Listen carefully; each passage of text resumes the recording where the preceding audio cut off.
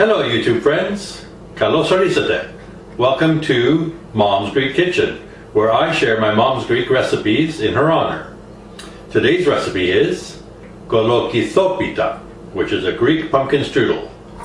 Kolokithopita. It's a long one, like many Greek ones are.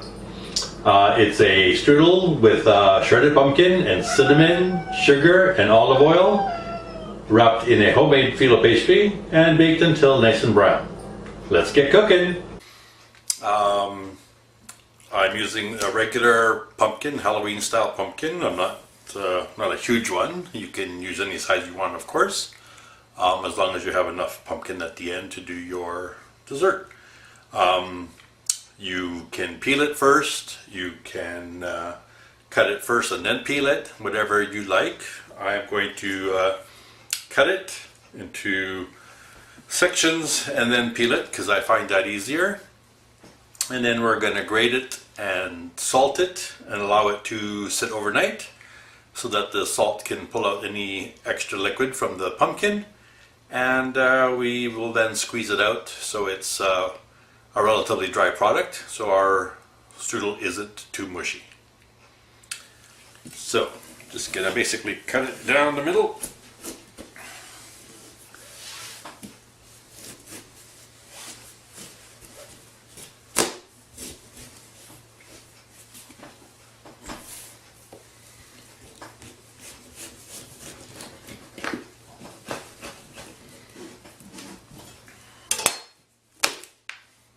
Go.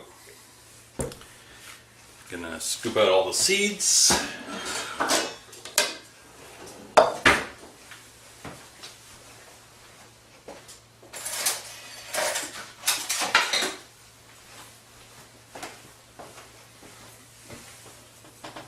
A nice thin spoon like this is excellent for just scooping the seeds and the shreds inside. Anybody who's made a jack-o'-lantern knows what they look like inside.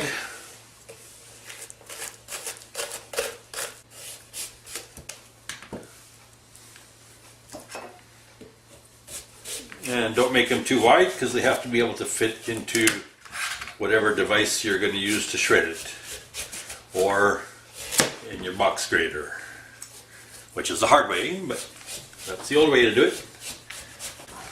I can show you the next step. Now, I prefer a peeler like this one that has little jagged edges as opposed to a straight blade. It seems to grab the pumpkin skin better and it peels much faster.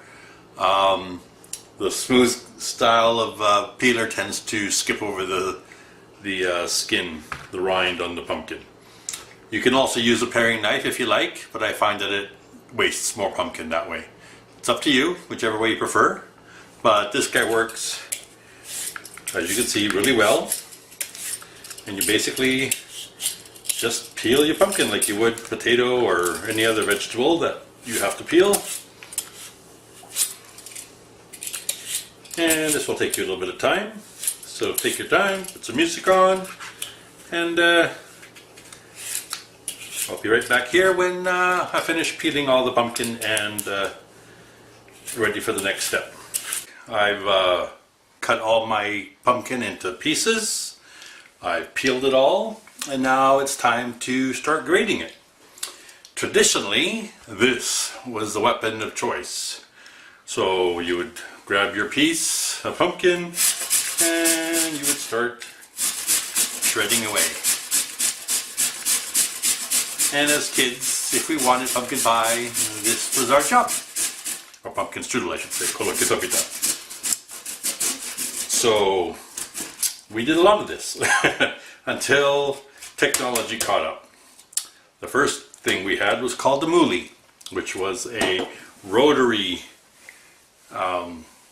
grater, which worked much faster than this guy, but still a lot of handwork. So we are going to be using a food processor nowadays. When you do use a food processor or any other kind of machinery that will grate your pumpkin. You want it very similar to the same coarseness that you would get from the big side of a box grater.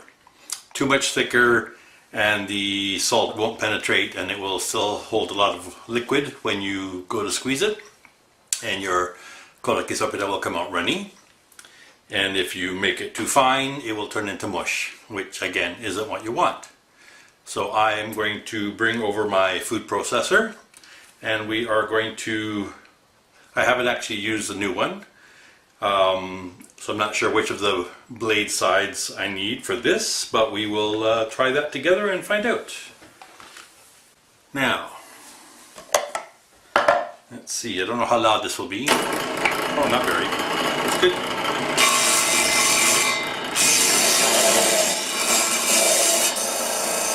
And I think the coarser blade will be the one we want.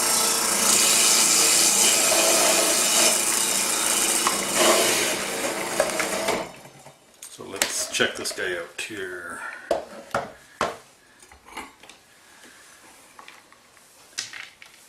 Yeah, pretty much perfect. I think the other one will be too fine. So I will continue and process the rest of the pumpkin, and I'll be back when it's all done. Welcome back. So we've got our pumpkin all shredded. It's been peeled, seeded, shredded, etc. through the larger hole on a box grater, or equivalent in electronic technology. We are now ready to salt our pumpkin. So it's sort of by eye, but I'm going to guesstimate that it's about a good heaping teaspoon for a bowl this size, which is, what, say about a foot across, and about that much pumpkin.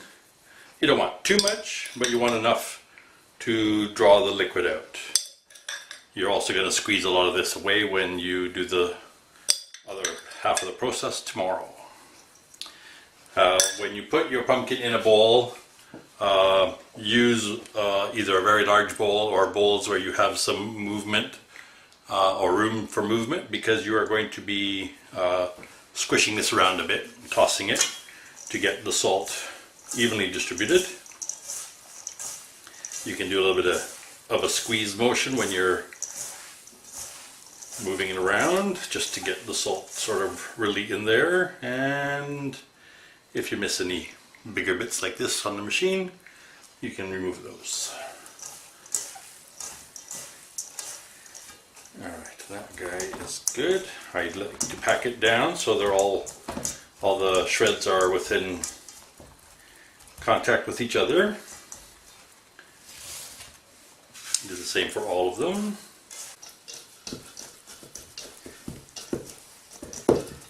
Alright, so we are going to cover these with cling film or something of that sort. And where we are, I'm on the west coast of Canada. At this time of year, we're in November now, it's cool enough to leave them outside. If you're somewhere where it's warmer, put them in your fridge overnight. They do need a couple hours for the salt to do its thing and pull the liquid out of the pumpkin. And we'll come back to this tomorrow and we will continue with our recipe.